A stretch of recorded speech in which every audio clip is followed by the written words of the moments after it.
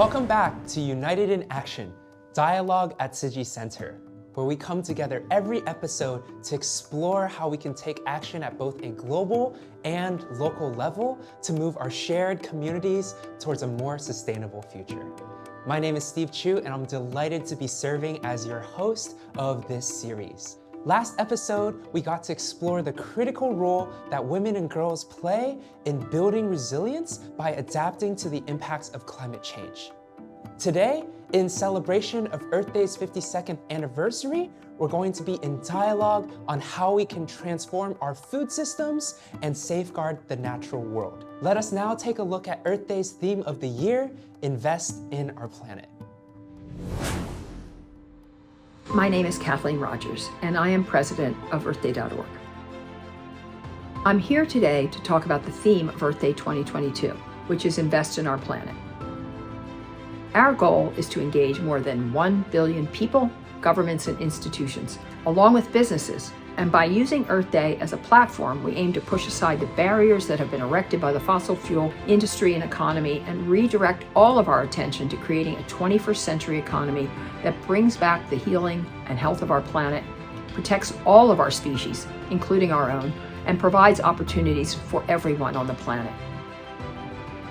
People, governments, and businesses all fear change. But the status quo, the way we live today, is changing before our eyes. In building our future, individuals, businesses, entrepreneurs, inventors, and governments each have a unique role. We need to act individually and together.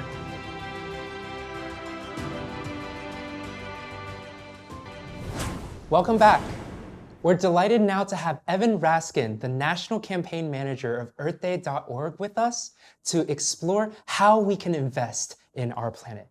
Buddhist Tzu Chi Foundation has been partnering with EarthDay.org since 2019 to really advocate, raise awareness, and take action on the ground. Evan, thanks so much for being here with us. Thank you. It's such a pleasure to be here with you today, especially considering that this April marks a really special Earth Month for all of us. We're looking forward to a renewed season of action, growth, and mobilization for not just the environmental movement, but for humanity as a whole. Now it has never been a better time to take action. I'm looking forward to exploring that with you. Definitely. And like you've been mentioning, really this work isn't just for us, it's for the whole society. Everyone needs to be involved. And so I love that this year's campaign is focused on investing in our planet. And I'd love to explore the first question to you. How can we really emphasize getting governments and businesses at the table to invest in a sustainable future together with us and get in with green solutions? That's such an excellent question.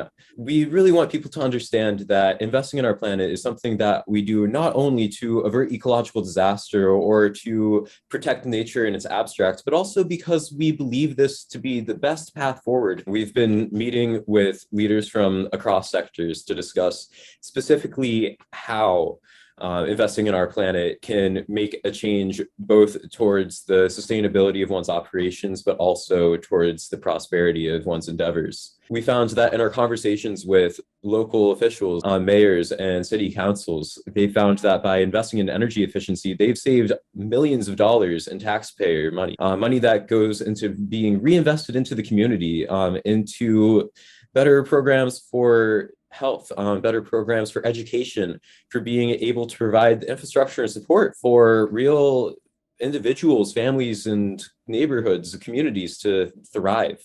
One of our big efforts over the last year has been with climate literacy, an effort that we put forward at the COP26. We met with world leaders to advocate for assessed and mandated climate education in classrooms worldwide. As we firmly believe that if we want to be able to have a global understanding of how sustainability can lead to prosperity, this starts in the classroom.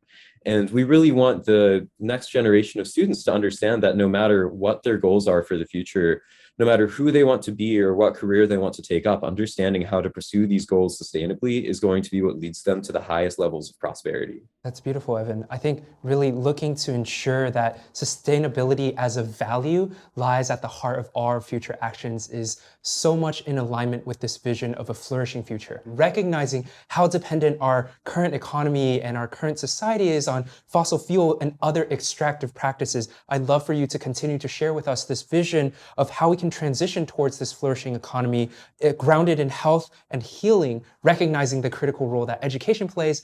What else is on this journey for us? Something that I found to be particularly enlightening about the UN climate report that was just published earlier this week was some illuminating information surrounding the true affordability of climate action and sustainability initiatives. We have this new understanding that investing in renewable energy is far cheaper than previously thought. At this point in time, solar energy is now more affordable than any fossil fuel endeavor out there. If we're looking at this from a purely economic perspective, things still make sense. That this is truly the best path forward for us to be able to create greater economic prosperity as a nation, both today and tomorrow. People often point towards renewable energy as still not being feasible due to the high cost of storage due to inconsistency of when power is available through renewables. However, the UN climate report also illuminated this to the public, showing that over the last 30 years, battery storage technology has dropped by 97% in price.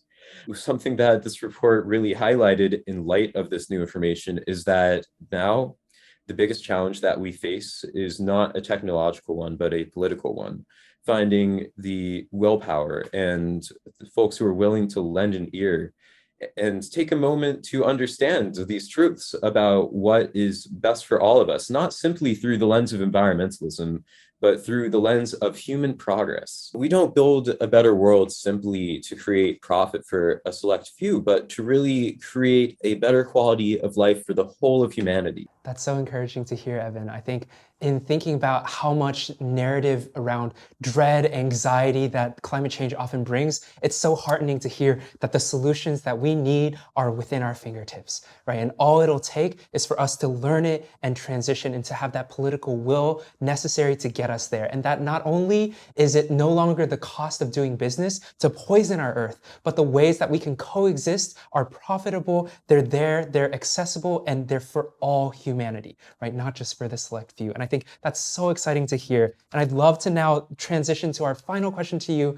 I know EarthDay.org has been doing such great work, not only from this advocacy and awareness side, but really getting boots on the ground, getting people involved in this movement, and to see this environmental movement as part of their own life's journey, right? To make it personal, so it's no longer this thing that they hear about it, but that they're doing. So I'd love to hear some of the active programs that you guys have going on right now that people can get involved with to help them along this journey of being in coexistence with nature. Certainly. There are so many opportunities to get involved in Earth Day and Earth Month. As you mentioned a moment ago, as we look back on the last decade, a lot of people feel dread in the sense that there's still so much work to be done. However, I think it's important for us also to remember how far we've already come on this journey as a human civilization. Over the last decade, we've made enough progress on climate change to avert the worst effects that would come at a 4 °C increase over the next 100 years. At that point in time, we would be facing truly apocalyptic conditions. We have to remember this, that even if tomorrow we have already been able to create conditions that are favorable for the survival of our species, we also want to create conditions that are favorable to our civilization thriving. We still are projected to see 3 °C of warming. That level of warming would result in widespread famine and conditions for many developing areas in the world, as well as the collapse of many ecosystems that we both cherish and depend on for many of our modern comforts. This underscores that even though we have made lots of progress, there is lots more that we can accomplish. It's important to remember that we have not yet completed this journey and we have not reached the point in which complacency is acceptable. However, we've also reached a point on our journey where the path through to the other side has become clear. the solutions that we need are within our reach. This April, millions of folks around the world will be getting involved in ocean cleanups, in pollinator gardening, in tree plantings, giving back directly to their communities, remediating pollution, and planting the seeds for sustainable growth. That widespread bottom-up growth is so important, but it's also important to remember that we need to work from the top down as well.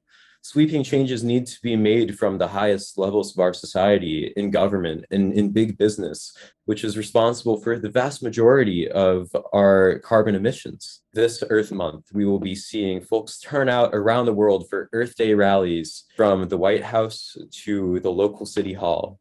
We will be seeing folks around the world contacting their elected officials, making it clear that in every free and fair election, as seen in our climate report, has become a critical issue in the re-election of our government officials. We are seeing forms of advocacy, from petitions to mobilizations to environmental art, that this is not just an effort being taken up by a select group of people, but truly the whole of human constituency is behind these efforts, and the desire for change is universal. I think the call is clear, right? To invest in our planet is to invest in our future. And each and every one of us has the ability to make a difference, not only within our own lives, but in the lives of others, in our community. And this is the moment to take action.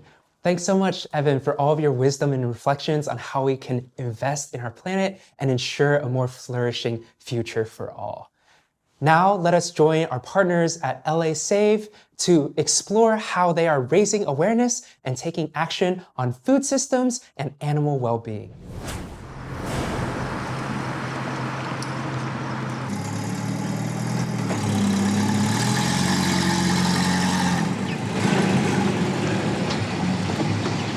This is a slaughterhouse. We come to these places to bear witness to these animals. Bearing witness is a very powerful tool to get people to see the truth and to get them to be active for the animals. My name's Amy Jean Davis. I am the founder of LA Animal Save. LA Animal Save is part of Animal Save Movement, which is a global organization. We have around 1,000 chapters in different branches. Toronto Pig Save, the very first save group of Animal Save Movement, reached out to me on social media and asked me to come to a vigil. I had been a top 24 finalist on American Idol, so they thought that if I come to the vigil, maybe they could get some media coverage. And from that moment, things in my life were different. Right now, we're here at our chicken vigil, which we hold every other Thursday. We also hold cow vigils every other Friday morning. And then we also hold pig vigils.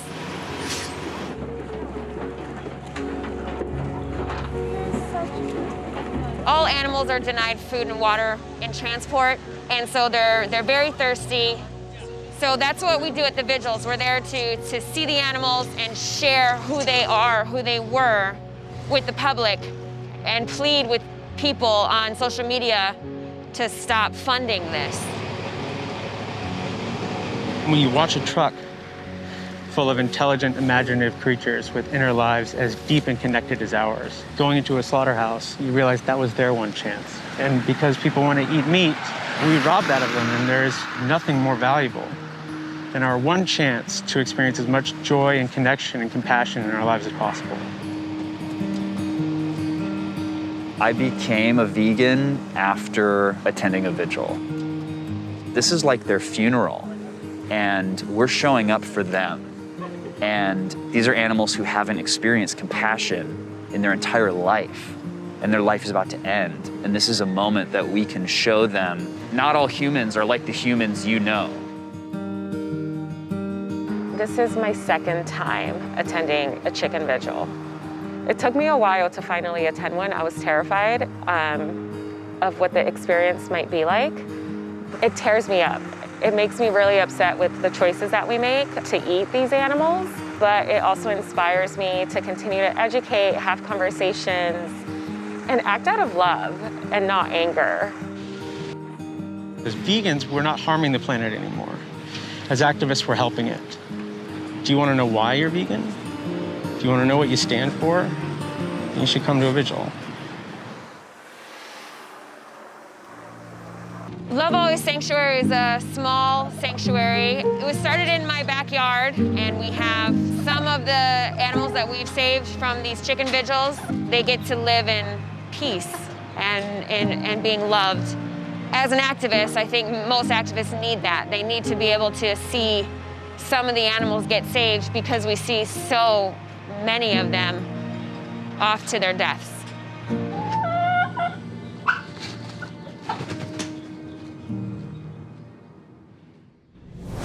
If we are to invest in our planet, we must address our broken relationship with our food systems.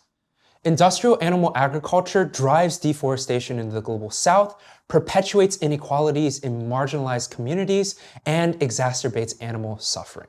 Our faith values remind us that eating is sacred as it connects our bodies directly with the natural world. If we are to cultivate a brighter future, we must reinvestigate our relationship with our dietary choices and commit to a journey of ethical eating. Now, let us take a look at how Tzu Chi communities are taking action to cultivate more sustainable food systems. Tzu Chi was founded in Hualien, Taiwan. There, Dharma masters farm the land without the use of chemicals or pesticides. These botanicals here are what they use to make organic soap. 一草一木都是有能量的。师父当时的想法就是不加香料，不加色素，单纯只想用天然的植物粉，让我们每一个人能够去感受那个植物的爱。植物啊，把它变成有用，对我们人类是有益处，然后不伤害。然后等到我们把它用完了之后，回归在大地，其实它都是分解掉了，就不会造成大地的一个负担。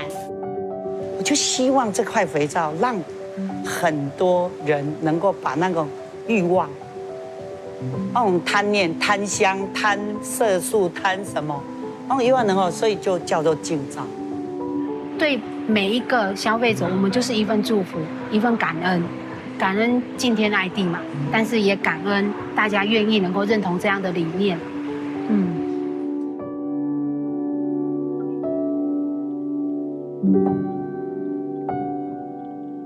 推广植物的能量跟爱，我要为植物代言。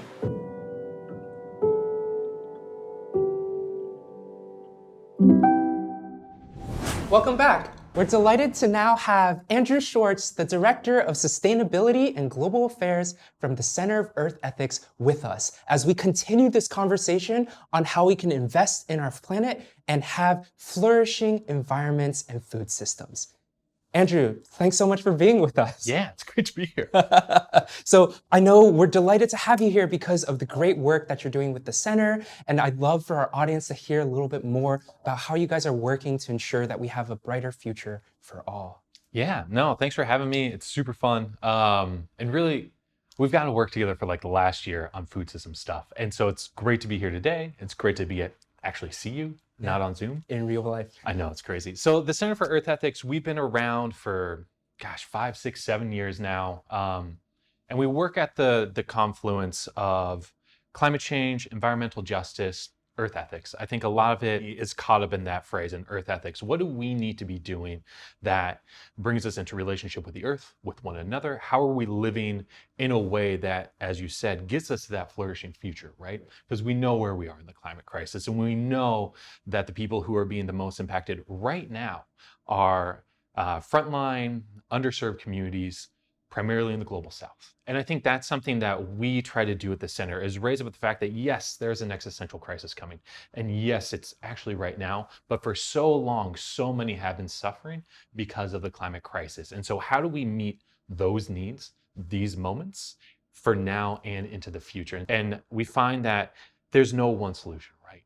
And that these solutions need to come from those who are experiencing the brunt of it. And so how do we raise up voices? How do we amplify? How do we support? How do we fall in line and be great allies? But then also, how are we a conduit and a conversation partner with those development agents, with those who are driving these systems that are oppressing, exploiting, extracting For sure. And I think a lot of that is also like these things that underpin, right? There may not be that one solution, but there's the underlying and underpinning values that can inform, right? Whether it's that we're empowering these frontline communities and ensuring that their voices are heard, and all the way to like looking at how we ensure that when we transform food systems, that these values are underpinning. So doing the transformative work that the Center of Earth Ethics is doing, especially in food systems transformation, I know we've had the treat to be able to collaborate together through the Faith and Food Coalition. And I'd love to explore with you what were some of the key values and solutions that you saw emerge through this process of bringing together so many different stakeholders across the specters of like where we work in an interfaith and collaborative manner. Before we get into that, I want to name and call out the folks who are part of the Faith and Food Coalition, because they are just incredible folks. So we've got yourself, Steve Chu, who's Tzu Chi Foundation, Gopal Patel, Bhumi Global. We had Miriam Hussein of the Islamic Medical Association of North America, Kelly Moulton, Interfaith Public Health Network, Chris Elisara of the World Evangelical Alliance, Joshua Basfin, Parliament of the World's Religions, though he's not there anymore, which is a real shame, but I'm excited to see who gets to come take a spot. Yeah. Bibi La Luz Gonzalez of Eat Better Why Eek. Is that it? I think that's it. Yes. Yeah. They're incredible. And I think what I liked about what we created and the Faith and Food Coalition is it was an early model for what we did, right? How do you bring your whole self, your whole culture, your whole belief system, just say, this is who I am and this is how I understand this and this is how I want to do this work. And I want to be in collaboration and design something that invites in this spirit better conversations about food system transformation. I think it's important to recognize that the systems that exist right now are not valueless.